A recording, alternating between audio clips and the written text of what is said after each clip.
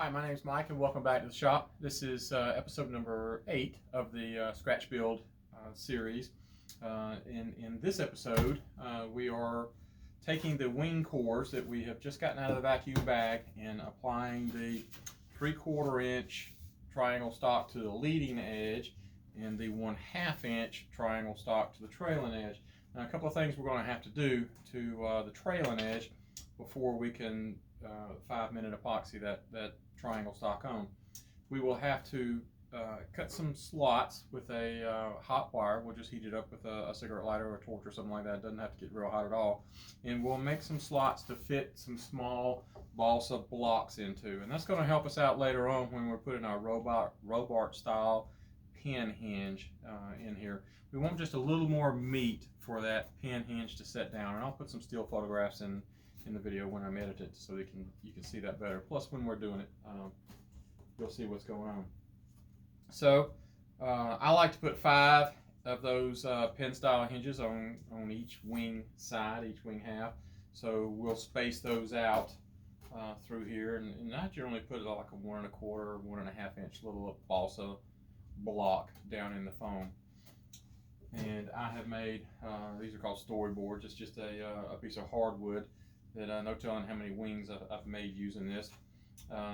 Make sure that you note the a little tip. Make sure that you note the root end of your little story stick, and then make sure that you have the root end that you're dealing with.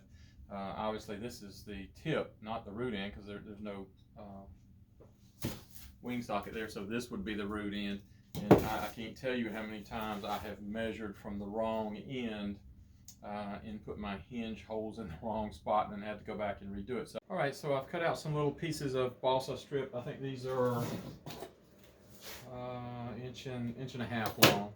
It doesn't matter. I cut them out freehand, so some may be a 1/16 or an 1/8 longer than the others. But anyway, about an inch and a half long, and we will just insert these down into the foam there. And all that's going to do is give us a nice foundation for that robot hinge. When we drill the hole to accept that hinge, that's what it's going to sit into. So the hinge will go through the triangle stock and then through that 1/2 inch of balsa there. I think this strip that I cut it off of is 5/16, depending on how long you make the tail on your little wing here. Obviously, if I'd come out another 1/8 of an inch, it would have been a 1/4 inch. If I'd have gone down, if I'd have just done my trimming just a little bit more, obviously it'd be a little bit wider right there because we're tapered there, right? So this one happened to turn out to 5/16, which was nice, so I didn't have to either run it through the planer or the table saw to get it to the exact length. But had it not been just by coincidence the right length, I would have taken a long strip, run it through the table saw, and got it down to the width that I needed while it was long, and then sliced them all off. So what we will do is set these out, take a little butane torch or whatever you want to use for heat, and I hope we have enough butane to get this going.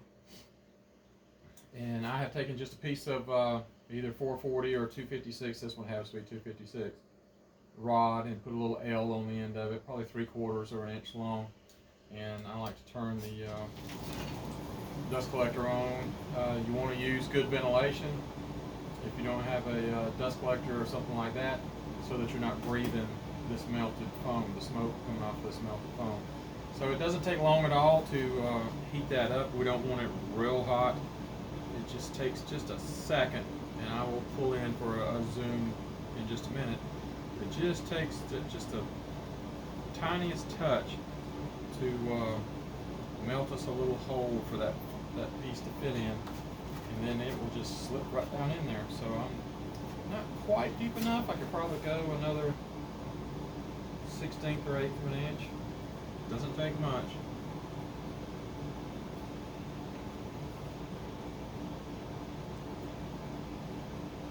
It looks good. And there we go, nice and smooth.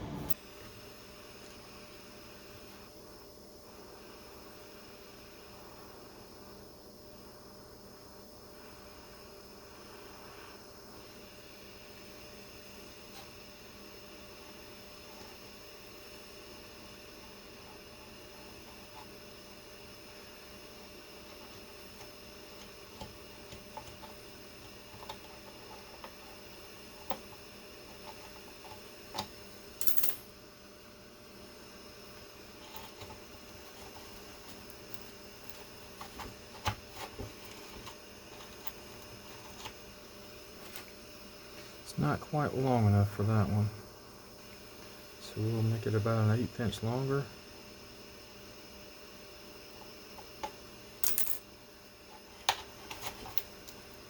Nice.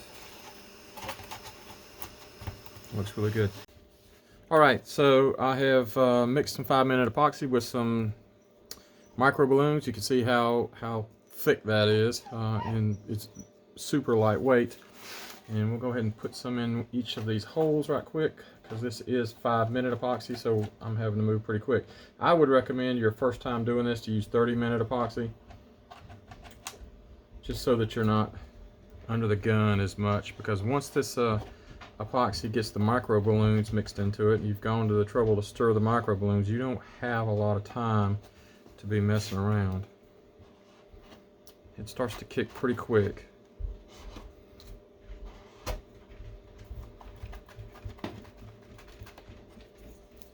There we go. This one's number 3.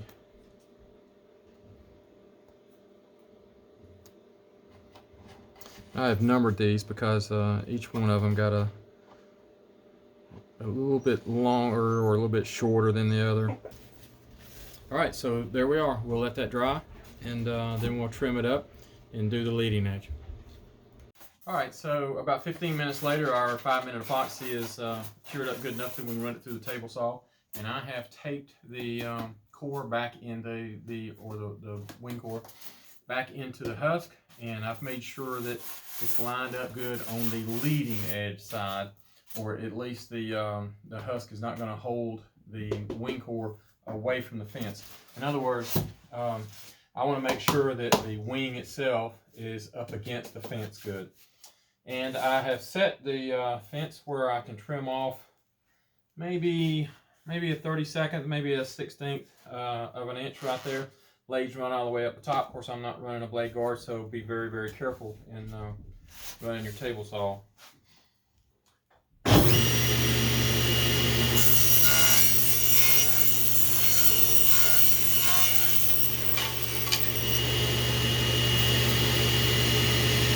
Nice. We want to make sure that the distance from this wing tube socket is exactly the same on both of these wings. And if that is the case, then when we run it through and do that trim that we just did, obviously the distance from the back to the wing tube socket is going to be the same as well. In this case, on this particular wing, this particular plane, it happens to be 3 1/4 inch. So I think in the last video we did measure that, and we are exactly 3 1/4 inches from the leading edge. That's the trimmed leading edge to the front of this wing tube socket. So both of our wings are exactly the same width, and our wing tube is positioned in exactly the same place in both of these wings. Okay, so just a real quick explanation of what we're doing. The triangle stock here is 3/4 inch, so that's going to give us, what's that, about an 1/8 inch overhang on either side, maybe just a tad more. And ultimately, once this is held in place with 5-minute epoxy, it doesn't take a whole lot there. We will sand off whatever profile we decide we want for that leading edge. Now, a decision to be made is how sharp or how pointy do we want that leading edge to be. And a general rule of thumb is the sharper you are, the faster the wing can cut through the wind. That's an incredibly simplified version, but you get a little more speed with a little sharper leading edge. The plane is, or the wing is, a little more docile if you have a little duller or more rounded leading edge. And I like to split the difference there. So that's about the profile that we will sand this to later on, and you'll see that's a lot easier than you would think. I was pleasantly surprised how easy it is to remove all that material with a sanding block. Let's mix some epoxy up. This is just 5-minute epoxy, and I'll put 2 drops of RIT dye in here, just a red RIT dye. I like red RIT dye on the this area because the red matches the balsa a little better. It doesn't stand out. Not that that would be a problem at all. It's just easier to help it blend.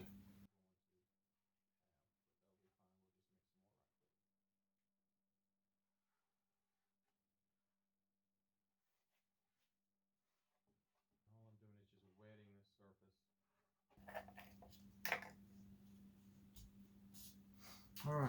good. Set that rascal on there.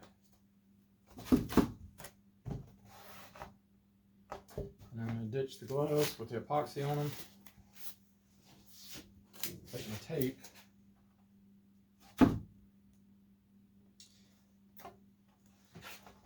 Make sure it's pressed down good all the way around. You can even slide it back and forth just a little bit to help get that glue to mate up good. And then line it up on the ends. And what I want to do now is make sure that I have the same amount of hangover on both sides. So it's about 1/8 on this side and about 1/8 on that side. That looks good. And put a piece of tape on it. Pull down evenly on both sides and just clamp it on. And the same here. And you can feel, it feels pretty good. And clamp it on. Shove over that way just a little bit. And then clamp it down. We'll sight down it here in just a minute and do some fine tuning. But just to get it on there to start with. And that looks pretty darn good. I don't know if we'll be able to see down that. I'll take some still shots so that we can see that we have the exact same amount of hangover on either side. All the way down. Oh, it's really good. So I've changed over to 30-minute epoxy for the leading edge. It's a lot bigger surface, and it takes a little bit more time to spread it, and it's just a little more relaxing. And this is the final step in this process, so we're not rushed for time to get it done. It needs to set up overnight, and then we'll worry about trimming it to final shape tomorrow. So we can kick back and relax, knowing we're not facing a epoxy clock, and take our time and spread this nice and even.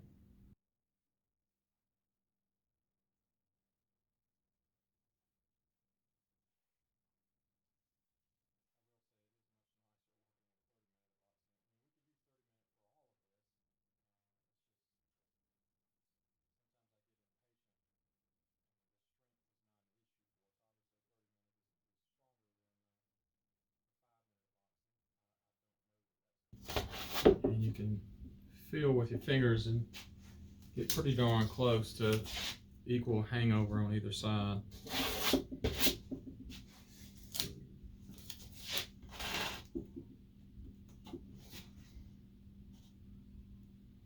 looks good.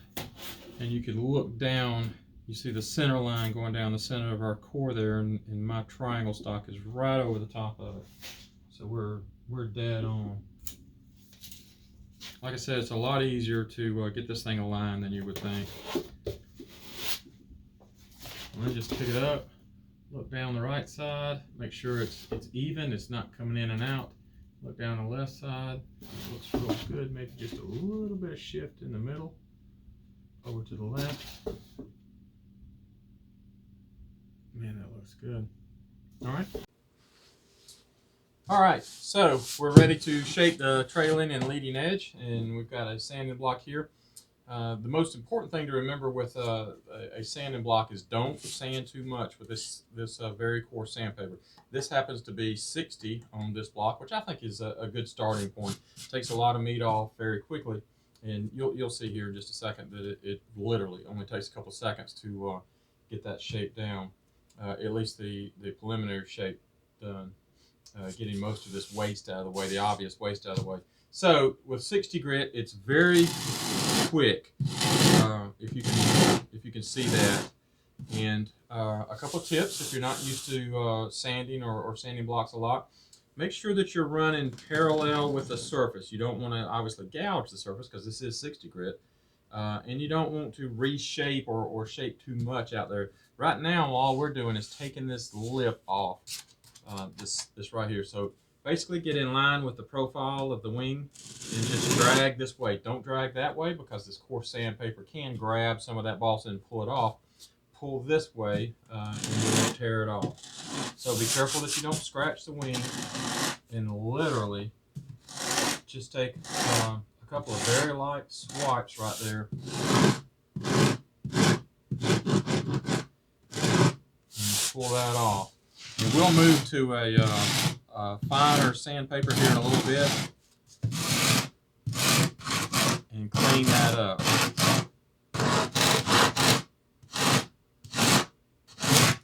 All right, now that we've got all that out of the way,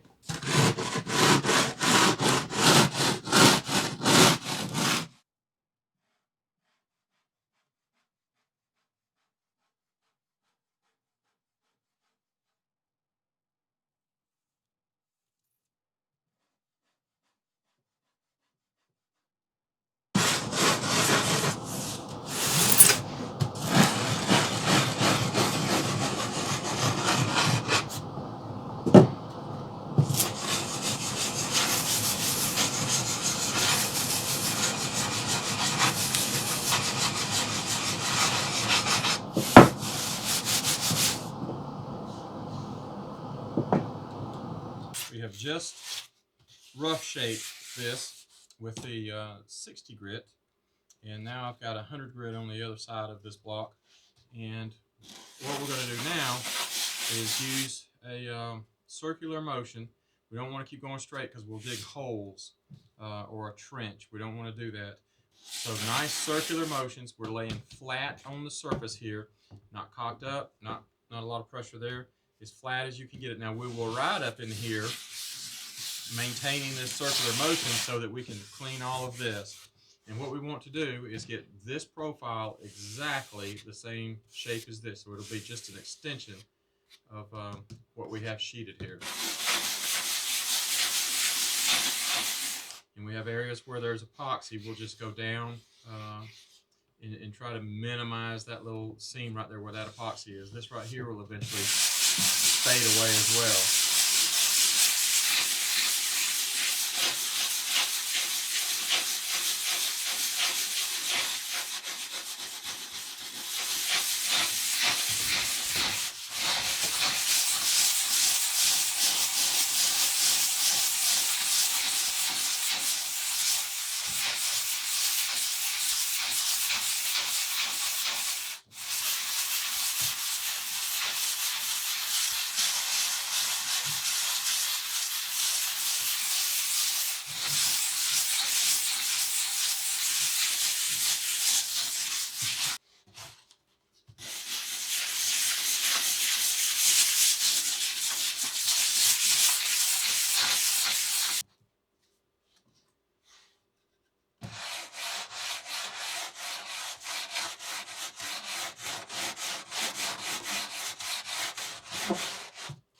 And now just easing this corner over a little bit, just rounding, getting the sharp edges off.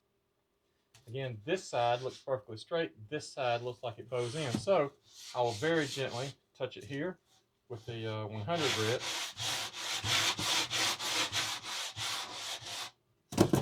Dust off of it. And man, it doesn't take long at all to make a significant difference. And then we'll do a little bit on this end. And what we're doing is moving the top of the radius over just a bit when we're sanding this radius right here. So we're moving the top of our edge over just a bit. And don't go more than just a few swipes before you stop to reevaluate, because there it is. It's perfectly in line now. I don't know if you can see that. I'll try to take some still shots to show. But that's how that's done. Nothing to it. And we'll move to the leading edge now, and it's exactly the same process. It's just a bigger piece. So, okay, if you happen to have an orbital sander, and make sure that it's orbital, not dual action, not one of the square ones. The square ones just go in two different directions. They don't really go around in an orbital direction, and they are horrific about digging holes in your balsa. I like an orbital sander that has a speed control on it, and I go all the way down to the slowest speed, and I've got 220 grit on here. Don't be tempted to go any lower grit than that or any coarser grit than that. Balsa just can't take it. You'll see how quickly at least to start with. I use 180, but I'm not using it now. I use 180 every now and then just to help speed things up. But I've got an awful lot of years, or a great many years, sanding, and there's a good bit of finesse in controlling this thing. Also, you will see when I cut it on, it will start to spin. Obviously, the spinning action is not what we want, so when you cut it on, notice it'll start to spin. We don't want that. So I will put it on, I'll touch it on the table, get it stopped, and then immediately set it up here and let it get going. So that's what you'll be seeing. If you put it on there when it's spinning, if you're just the least bit out of kilter, it will dig a hole, dig a trench very quickly with that sandpaper. So crank it up, and you could probably even set it up here and crank it up. I just don't do that. I get it going good. Clean the bottom, make sure you don't have something stuck to it, otherwise it'll smear it around on the balsa and gouge it. So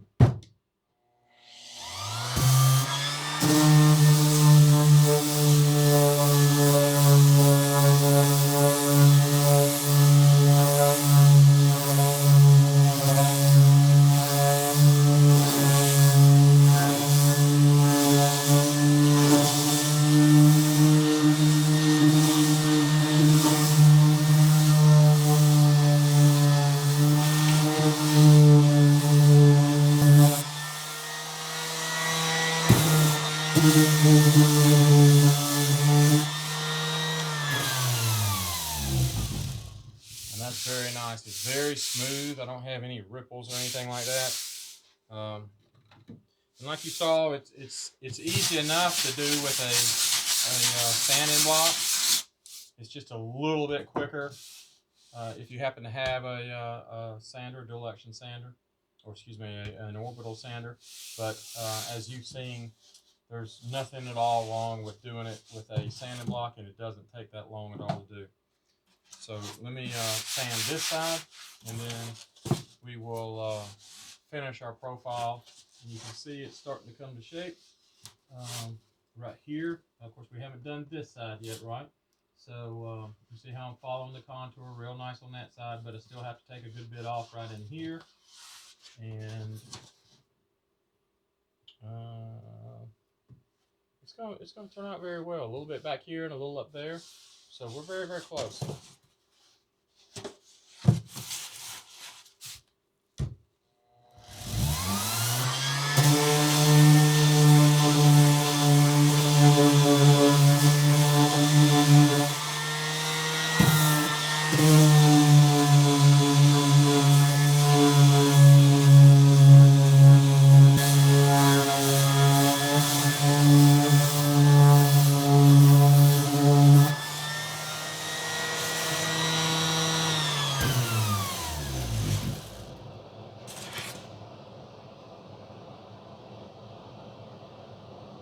Looks very nice.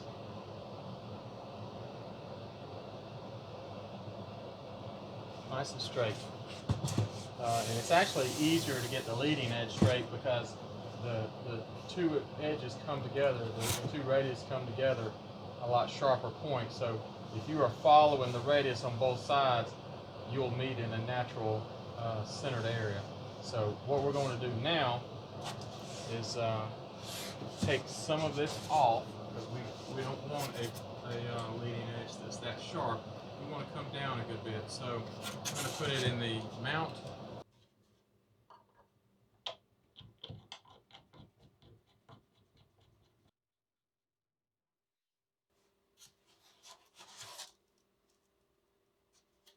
For a long time I built wings without one of these, and then it just struck me one day to build something to hold them where I could actually get to them. It's just, again, scrap MDF. I'll put some pictures of it in the video here. And I would make sure that you put padding. Once we sand it and all, we don't want to mess up that beautiful sanding job that we've got going on. So anyway, it's standing up where we can look down it. And that does look really, really nice. I'm going to move the camera where we get a better view. I think that's about as good as angle as we can possibly get there. So that's nice and straight. Looks like we have just a little bit of end right there. So if we're in right there, we want to go in here to catch it. Again, just the tiniest bit makes a huge difference. And that is perfect.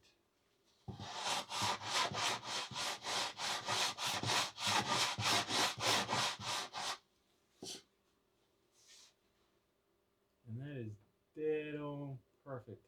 Another thing we want to make sure is that our edge is perfectly straight, because remember it needs to be straight to accept the aileron, and we don't have any hinge gap there.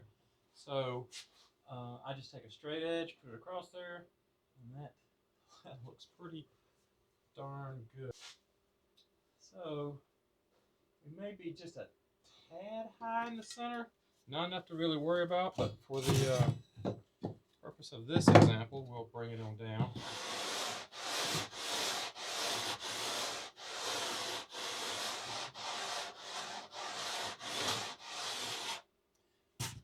And again, the advice is to go very, very slow. It doesn't take a lot to change the profile completely.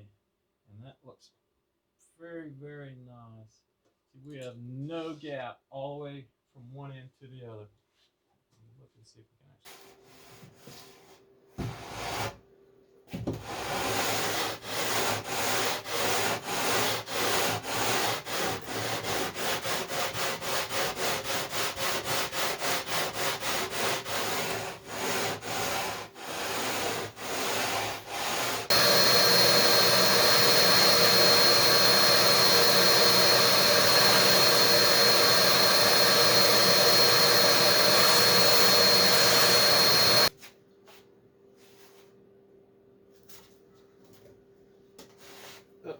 Uh-oh.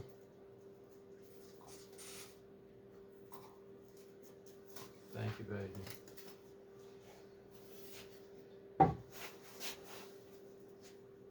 Perfect. That is perfect, guys. That was perfect. I think y'all did good. I think you did a good job. You think so too? Okay. So this is a great place to end this episode. Our wing halves look great, and when we join them up on the aluminum wing tube, we see that they're perfectly straight across the front and they're perfectly straight across the top. So we did a real good job there. In the next episode, we'll use a template, just like we're used to using, to lighten both of those wing halves up, and ultimately they'll end up looking like this. You can use any lightning hole design that you want. I just happen to think that the truss system look was really, really nice.